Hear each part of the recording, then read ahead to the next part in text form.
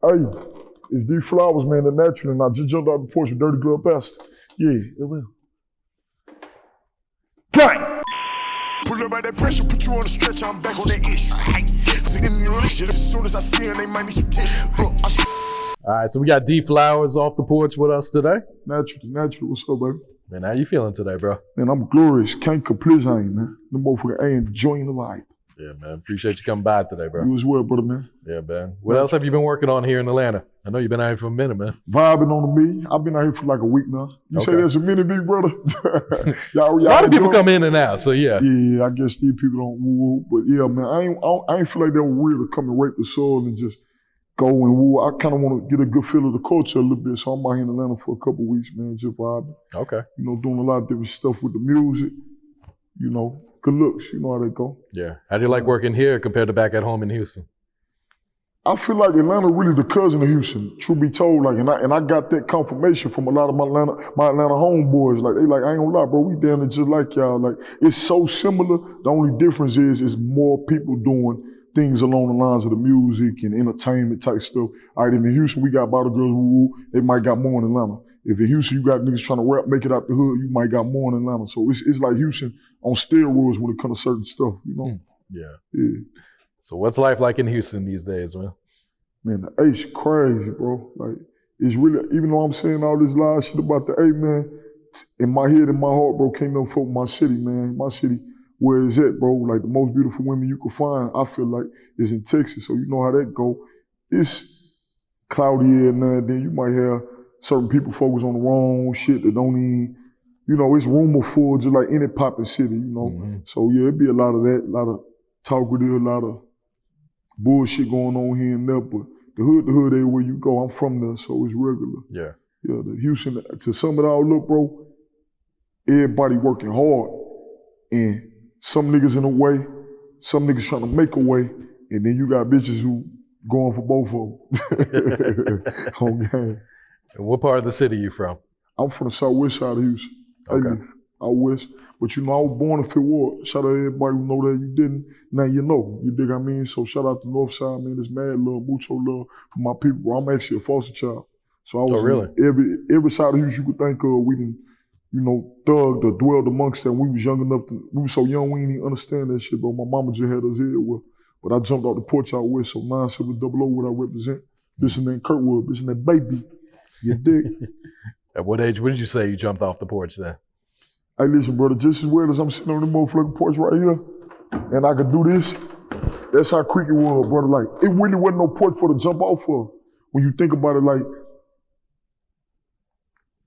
coming up how we came up, I ain't gonna say we was thugging early, but we was around it. It wasn't no separation between the streets and my household. Like, we brought shit that went on in the streets home on accident. You know, my little brother might be running from the laws and come to my mama's house. My mama be, you know, we ain't had no hood household the way it was like my mama respected all the street shit or was engaging in the shit. It was just like we were surrounded by it, and we ain't had no men around us trying to, you know, keep that separate from our household, like I was saying. So it was really early when I jumped out the porch, brother, because around like 15, 16, my partner started getting played with, you know what I'm saying? Like losing homies at an early age, scuffles ended up being shootouts, you know, that type of stuff was going on. We were 15, 16, so I say that's when it really got real for us in the streets, but it wasn't never really just nice because it was like, we was always up to something, bro, just trying to be kids to have fun, like kids having fun, like we were hooping.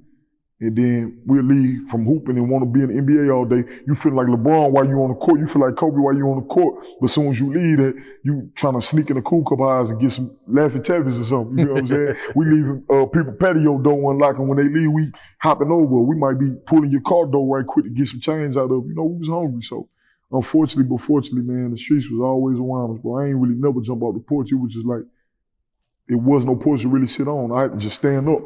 Like once I stood up, I was in the streets. That was it. Straight up. What was one of the biggest life lessons you learned while being out in the streets? Man, so many. It's almost hard. Nigga don't even know where to start when it comes to that, brother. Like, mainly, a lot of my homeboys being incarcerated getting football numbers. What we call football numbers in our city is a number that you'll see on a football jersey. Like your favorite football player might be 99, 52, whatever number he got, you dig what I mean? My niggas got, some of my little ones got lineman numbers, yeah. Linebacker numbers and crazy shit, outrageous shit. In the penitentiary of Texas right now, they stuck for a little while, you dig what I mean? So that was like an eye-opener, man, seeing that them people were gonna play with us, bro. Seeing that, like past the age of 18, really, it got real right before 18, like 17, 16. But 18 was when they stopped playing with us. Like, it got severe. You're going to know somebody who got 10 years. You're going to know somebody who got 5, even all the way up to 20, unfortunately, bro. I remember I was like 18, you know, one of my right-hand mans got 12 years. He could have easily made me a co-defendant. You know, I ain't going to get all into that, but he took it to the chin like a man. And, you know, you just feel so lucky when people around you, not even just lucky, you just feel so fortunate when niggas around you getting hit with these numbers and you still out here to say free them. It's like, man, a nigga, something gotta give. You know, I gotta change the play up some way, somehow. I ain't wanna just, you know, keep doing the shit that was getting all my brother and them locked up. So I learned that, like, anything you do over and over and expect different results, you know, you crazy. You want something you ain't never had, you gotta do something you ain't never did. So that's what I did. I kind of changed my play up a little bit. That's what the streets taught me. Just adjust no matter what. Yeah, real shit, man. Yeah.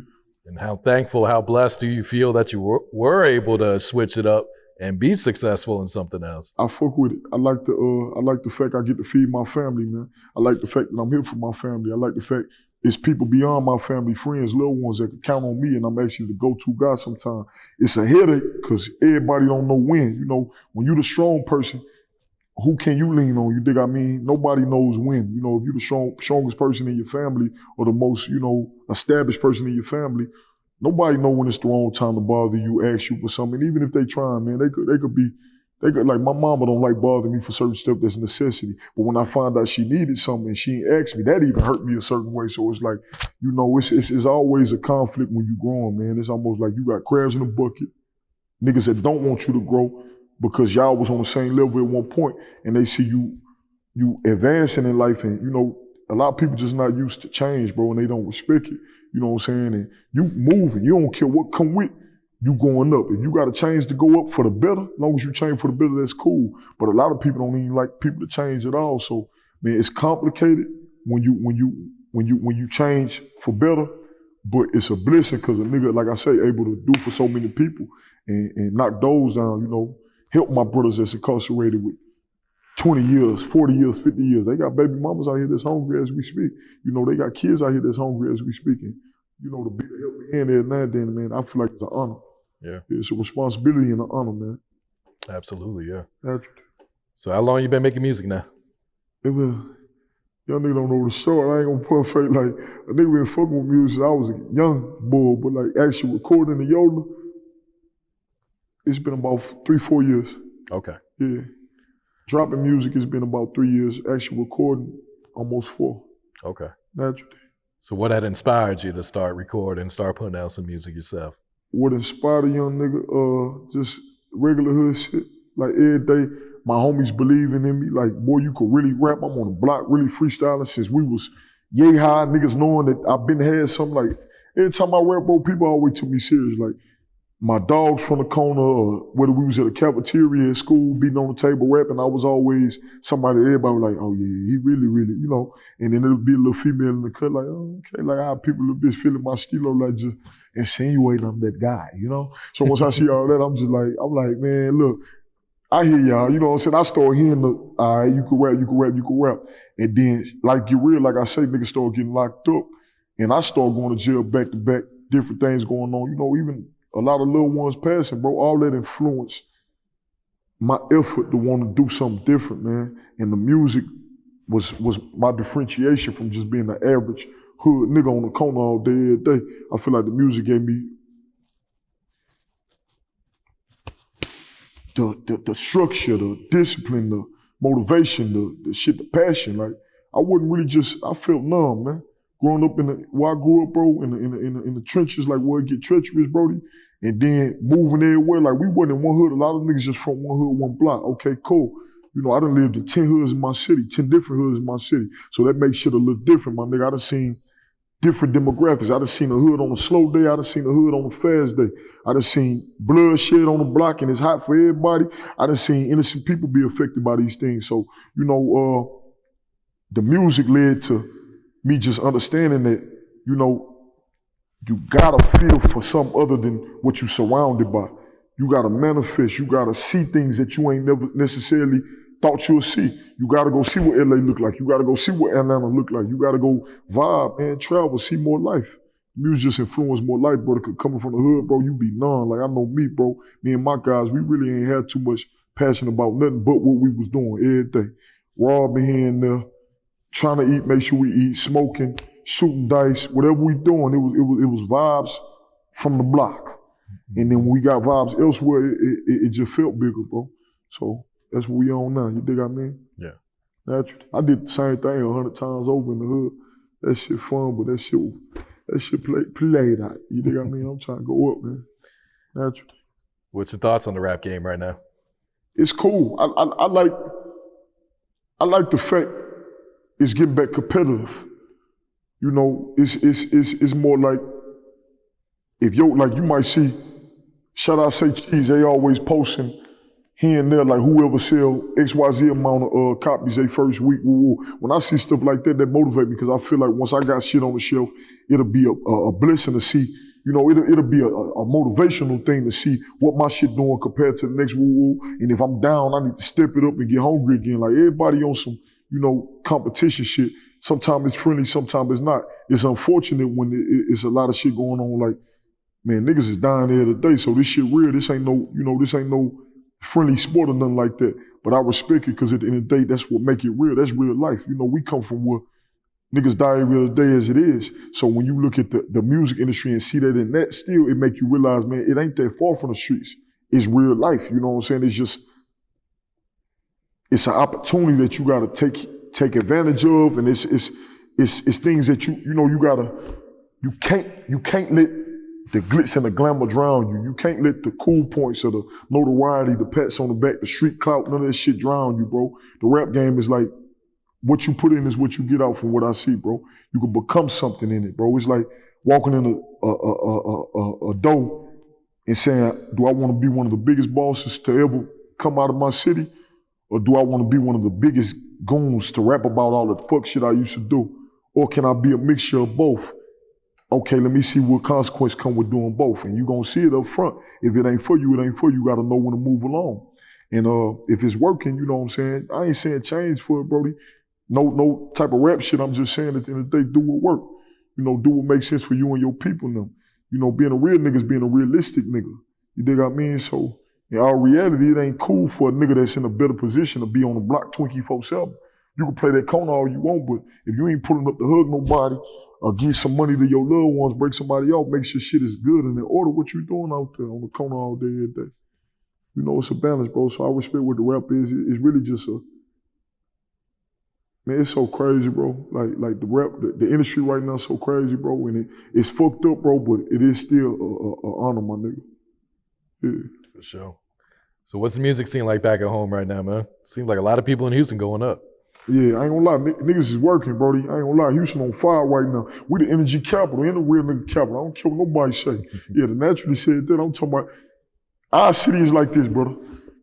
We got a little bit of everything you go. I think they just named us like the most diverse city in America, some shit like that recently, bro. Like, I ain't know that, but living in Houston, you gonna feel that, cause you go to different sides, our shit's so big, you go to this side, it's something different. You go to this side, there's something else going on. Like, it's jambalaya, bro. So you got a nigga over here on the north side of Houston with a whole different sound you ain't think you could associate with a nigga like me that's from out west. Or you might got a homie like from Third Ward of Houston that sound totally different. You know, we relate because we got similar stories, but he sound totally different from somebody from where I'm from, this and that, A-Leaf, you dig what I mean, out west. And we tell the same similar stories, like I say, but it's a different rhythm, it's a different cadence, it's a different vibe to it. And I just love it because Houston got so many different flavors and we all coming with that oomph. Every hood got his own oomph, you feel what I'm saying? Like, my side, we coming, like, we them young niggas, like on my side, it's the most, like, out of every hood in Houston, bro, shout out A-Leaf, shout out to Southwest, man. You're gonna credit me, you're gonna credit certain other niggas that came, you know, before us. Shout out to big homies, man. I'm paying homage to Maxos and a couple Travis Scott, I don't care what you talking about. A lot of G's, respectful niggas that made some money out the music industry that's from like the west side of Houston or the southwest side of Houston. What they did was domino effect and motivate young niggas like me to come along, and then I motivated niggas near my age to come on, and now I ain't gonna lie, my hood got the most young niggas rapping or the most young niggas trying to be somebody, you feel me? It ain't never been like that for us, like, it ain't never, bro. It's some new shit, it's some new ways, shit that feel good, bro. Houston on fire. Yeah. Naturally. What impact or influence would you say Houston has had on the rap game, today? Man, we always influence the whole culture. I don't care what nobody say. Bro, Houston, if you ain't take something from a Houston icon or legend, you're not even participating in hip-hop culture right now, bro. Like, we all within this shit. You can't even duck Houston's culture or Houston's presence in hip-hop. You dig what I mean? From lean to candy cars to not even all that old throwbacky shit. You could talk about some new shit, drip here, drip there, and all this different stuff. You can credit some niggas in Houston for popping that off. If they ain't come up with it, I ain't getting all into the particulars. If they ain't come up with it, cool. That's your opinion, that's cool. But at the end of the day, it's about who wore it the best. And a lot of niggas in Houston put on for things before the world even knew about them. And then the world came along and, participated. So it's respect, bro. Houston, like, we gotta get our respect. They know it. We gonna take it every time. Like, they know Houston on fire, bro. Mm-hmm. They know delivery. We got some of the most beautiful women, some of the most bad women, like, badonky, bodacious. I know y'all know these women. I ain't even got to speak on them. We got some of the baddest females in the world, and we got some of them in the game. Pay attention, man. Houston on fire. Yeah. Naturally. It's culture, man. All right, man. Big shit, dog. So, debut project. Finally on the way? Yeah, man. I ain't gonna lie. I'm finna get them some shit. I'm finna drop shit like a bird, brethren. For real, for real. Do you have a title picked out? Yeah. Everything natural. I'm gonna just say that. Okay. You think I mean? So you mentioned rapping for 3 years. Why didn't you ever put out a full project before? Man, to be honest, I'm just getting to that point to where I understand things now. Simple. When I first came into the music, come from where I came from, bro, it didn't have my undivided attention. I'm gonna keep it clear. Now, anytime I hit a studio, I gave the booth my all. It was never no hard time when it came to rapping, man. I don't think nobody can out-rap me in any room I walk in. I don't care who it is.